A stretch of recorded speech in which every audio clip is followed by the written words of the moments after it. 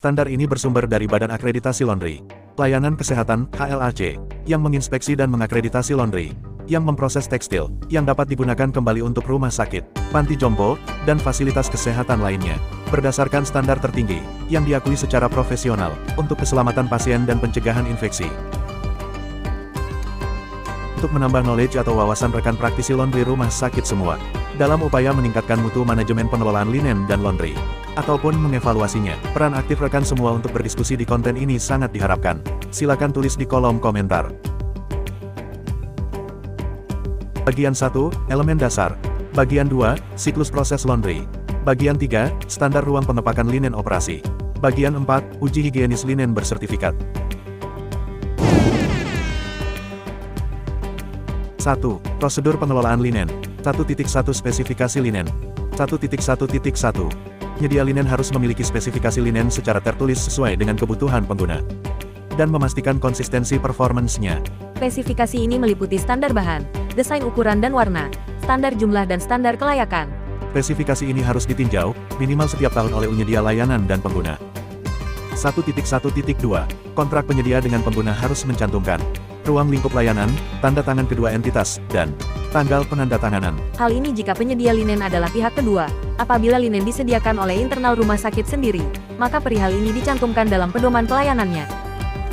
1.2 Pemeliharaan linen. 1.2.1 Penyedia linen harus memiliki sistem penilaian yang tertulis, yang menguraikan standar penilaian kelayakan linen yang sedang digunakan. Hal ini maksudnya adalah, selama linen itu digunakan dan diproses di laundry, ada prosedur penilaian apakah linen tersebut masih layak untuk digunakan, sesuai standar yang ditetapkan. Prosedur penilaian harus dapat diakses oleh personel yang ditunjuk, agar dapat mengacu padanya. 1.2.2 Standar ini harus menguraikan, cacat mana yang dapat diperbaiki, cacat mana yang memerlukan penggantian, dan titik di mana linen yang telah diperbaiki sebelumnya harus diafkir atau dibuang. 1.2.3 Jika penyedia memiliki program perbaikan linen, penyedia harus memastikan bahwa semua personel laundry memahami standar dan memiliki tanggung jawab untuk mensortir linen yang membutuhkan perbaikan dan penggantian atau afkir. 1.3 Manajemen Inventory. 1.3.1 Penyedia dan pengguna harus bersama-sama menentukan tingkat par linen untuk masing-masing fasilitas atau ruang, dan penyedia yang bertanggung jawab harus menggunakan sistem manajemen inventaris yang menjamin pasokan linen bersih sesuai kebutuhan pengguna. 1.3.2 Penyedia harus memiliki mekanisme untuk memastikan pasokan linen yang memadai untuk pengguna dan harus terdokumentasi, termasuk riwayat pengiriman telah sesuai dengan linen kotor yang dilaundry. 1.3.3 Penyedia dan pengguna harus mendokumentasikan secara tertulis prosedur penyediaan linen untuk situasi darurat, misalnya peningkatan kapasitas sebagai respons antisipasi terhadap bencana dan langkah darurat tersebut dapat dilaksanakan. 2. Fasilitas laundry. 2.1 Desain fisik, ventilasi, perlengkapan dan rambu. 2.1.1 Berdasarkan prinsip pola alur kerja, di mana pengolahan linen kotor hingga menjadi linen bersih, tata letak fisik dan prosedur pemeliharaan fasilitas laundry, wajib memastikan efisiensi, meminimalkan kontaminasi lingkungan, dan melindungi integritas material dan higienis linen hasil proses laundry. Harap perhatikan penyebutan kata wajib di sini ya. Jadi penekanannya pada 3 hal, yaitu desain laundry wajib efisien, wajib meminimalkan kontak antara area kotor dengan area bersih, dan wajib menjaga linen bersih higienis, tidak terkontaminasi lagi. 2.1.2 Area linen kotor. A. Desain fasilitas laundry. Yang penting wajib memiliki pemisahan area yang jelas secara fungsional, untuk menerima, menyimpan, atau mengolah linen kotor dari area yang memproses, menangani, atau menyimpan linen bersih. Di antara metodenya sebagai berikut. Penghalang fisik, misalnya dinding atau partisi struktural, yang dilengkapi sarana masuk dan keluar dari area linen kotor, dengan tekanan udara positif dari area linen bersih, mengalir menuju area linen kotor, yang bertekanan negatif. Lalu ventilasi langsung keluar. Bedaan tekanan udara di area ini wajib dipantau, dan didokumentasikan, setiap hari. B. Lingkungan fisik dan tata letak area pemilahan linen kotor, harus dirancang agar proses penyortiran linen kotor dan manipulasi serta proses lainnya berjalan dengan tertib. C. Rambu peringatan tentang keberadaan linen yang terkontaminasi, sesuai standar kewaspadaan universal, wajib dipasang di area kerja yang berpotensi terkontaminasi linen kotor yang disimpan atau disortir sebelum diproses. D. APD, harus ditempatkan di lokasi yang strategis dan tersedia di area kerja yang berpotensi terkontaminasi linen kotor yang disimpan atau disortir.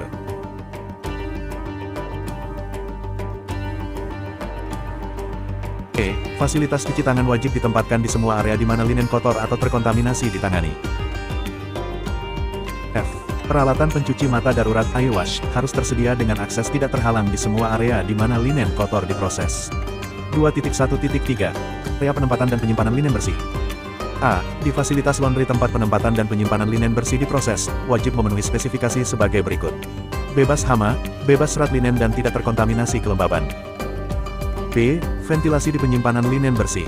Tempat penyimpanan linen bersih, wajib bebas dari debu dan serat linen. Oleh karena itu, area penyimpanan linen bersih, wajib bertekanan udara positif relatif terhadap ruang yang berdekatan, untuk mencegah masuknya kontaminasi dari area linen kotor. C. Kebijakan dan protokol wajib mencerminkan strategi spesifik fasilitas, untuk memastikan kebersihan dari linen bersih higienis yang tersimpan dan terproses. Ini artinya, harus ada desain dan atau prosedur tertentu sehingga menjamin ruangan penyimpanan linen bersih selalu terjaga kebersihannya. D. Fasilitas harus menetapkan jadwal inspeksi visual terhadap linen yang disimpan dan mencatat hasil pengamatannya. E. Spesifikasi rak penyimpanan linen bersih. Rak harus ditempatkan kira-kira 2 inci dari dinding. Rak paling bawah, wajib dari konstruksi kokoh, tidak berpori, bebas dari debu dan kotoran, minimal berjarak 8 inci dari lantai, agar pembersihan dapat dilakukan untuk mencegah kontaminasi. Bagian atas barang apapun di rak paling atas, wajib berada minimal 18 inci di bawah langit-langit, untuk mencegah gangguan ventilasi, sprinkler dan penerangan. Bahan berpori apapun, misalnya karton, kertas, dan lainnya, tidak boleh digunakan sebagai pelapis rak tempat penyimpanan linen bersih dan untuk menyimpan linen bersih. 2.1.4 Kelengkapan dan rambu lainnya. A. Fasilitas hand hygiene, harus tersedia di dalam atau di seluruh area kerja dan di area personel. B. Peralatan pencuci mata dan pancuran darurat, harus tersedia dengan akses yang tidak terhalang di semua area di mana bahan kimia digunakan dan atau disimpan. E. Fitur keselamatan, misalnya penerangan darurat, papan petunjuk, alarm kebakaran, aksesibilitas pintu dan jalan keluar, penjaga peralatan, dan lain-lain, wajib secara jelas dan berfungsi untuk melindungi personel laundry dan orang lain. Ini maksudnya, semua rambu keselamatan wajib terlihat jelas, tidak terhalang benda apapun. Fasilitas tombol dan sarana keselamatan mudah diakses untuk mengaktifkannya tanpa terhalang benda apapun. Lampu penerangan darurat saat listrik padam sinarnya tidak terhalang benda apapun dan suara alarm kebakaran terdengar jelas tidak tertutupi suara mesin-mesin atau lainnya. 2.2 Pemeliharaan sarana dan peralatan. 2.2.1 Pemeliharaan peralatan dan sarana di ruang laundry yang memproses linen Fashionkes, harus tertuang dalam kebijakan dan prosedur yang terdokumentasi. 2.2.2 Pembersihan, dekontaminasi, dan disinfeksi. A. Lingkungan fisik, misalnya lantai, dinding, langit-langit, ventilasi, permukaan kerja, dan peralatan terpasang, wajib dilakukan pembersihan terjadwal yang sesuai dengan objek permukaannya, dengan frekuensi tergantung pada tingkat kontaminasi dan kepadatan operasional di area tersebut, sesuai dengan kebijakan yang telah ditetapkan. Jadwal pembersihan wajib direalisasikan dan dijaga kebersihannya agar selalu siap diinspeksi kapanpun. B. Permukaan lingkungan, misalnya dinding, langit-langit, ventilasi, dan peralatan, wajib terkena paparan proses blowdown secara berkala dan sesuai kebutuhan dari langit-langit ke bawah, untuk meminimalkan penumpukan debu dan serat linen. Meniup, menyedot debu, atau praktik pembersihan lain yang sesuai, wajib dilakukan ketika tidak ada pemrosesan linen yang dilakukan di area tersebut, dan tidak boleh dilakukan di dalam ruang pengepakan atau penyimpanan linen. Maksudnya, karena di ruang penyimpanan dan pengepakan linen pasti selalu ada linen, maka saat melakukan proses blowdown pembersihan di area atas, linen tersebut harus diamankan dengan cara dibungkus rapat atau dimasukkan dalam almari rapat, agar tidak terkontaminasi debu dan serat linen yang turun. E. Permukaan kerja linen bersih misalnya meja, bangku, rak dan lainnya, wajib dibersihkan jika terlihat kotoran, debu dan serat linen saat proses pengelolaan linen bersih. D. Permukaan kerja yang terkontaminasi darah atau benda lain yang berpotensi menularkan penyakit, wajib didekontaminasi, dibersihkan, dan didesinfeksi dengan disinfektan khusus imunodefisiensi virus HIV atau virus hepatitis B, HBV. E. Harus dilakukan pemantauan proses pembersihan untuk memverifikasi efektivitas pembersihan permukaan dan pembersihan troli-troli. F. Praktek kerja saat menggunakan mesin cuci konvensional atau non-barrier. Permukaan luar mesin cuci konvensional tersebut wajib dari bahan yang tidak berpori dan mudah dibersihkan. Pembersihan rutin dan disinfeksi permukaan, menggunakan pembersih disinfektan setiap kali bongkar muat linen kotor ke mesin cuci konvensional harus konsisten dengan prinsip pemisahan fungsional. Pemisahan fungsional dan fisik antara linen kotor dan bersih, wajib dilakukan ketika menggunakan mesin cuci konvensional.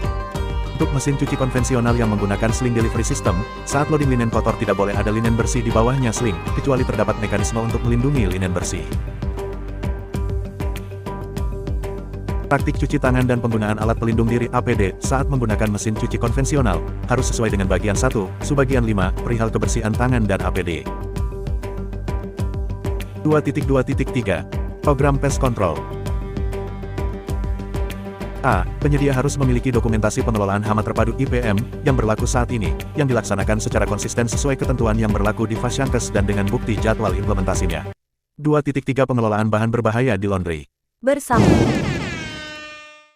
Nah, rekan sekalian, demikian tadi video bagian pertama dalam membahas standar internasional akreditasi linen dan laundry rumah sakit.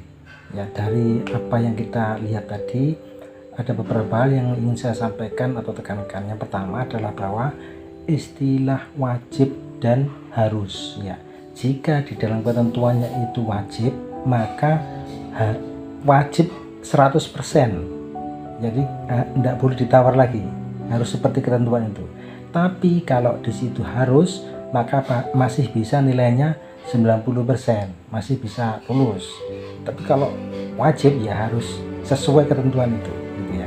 Kemudian yang kedua, kalau kita perhatikan ada satu hal menarik di sini bahwa kita melihat pentingnya mengkondisikan area laundry itu selalu dalam kondisi bersih, ya. Jadi bukan hanya yang diperhatikan adalah linennya yang diproses di laundry, tetapi yang diperhatikan adalah laundrynya. Bagaimana laundry itu selalu dalam kondisi bersih, sehingga linen yang tadi sudah diproses secara higienis itu betul-betul kita jaga, jangan sampai terkontaminasi lagi oleh berbagai macam bakteri, kuman, virus, dan sebagainya. Ya, jadi itu pelajaran yang kita lihat dari bagian 1 yang ya insya Allah akan kita lanjutkan pada pembahasan berikutnya yang mungkin agak panjang, ya, mungkin bisa sampai 5 bagian. Oke, selamat menikmati dan selamat berdiskusi. Nanti silahkan tulis di kolom komentar, ya, tulis di kolom komentar. Dan yang belum subscribe silahkan subscribe, aktifkan tanda lonceng untuk supaya bisa dapat notifikasi jika saya buat video standar yang bagian 2. Terima kasih. Assalamualaikum warahmatullahi wabarakatuh.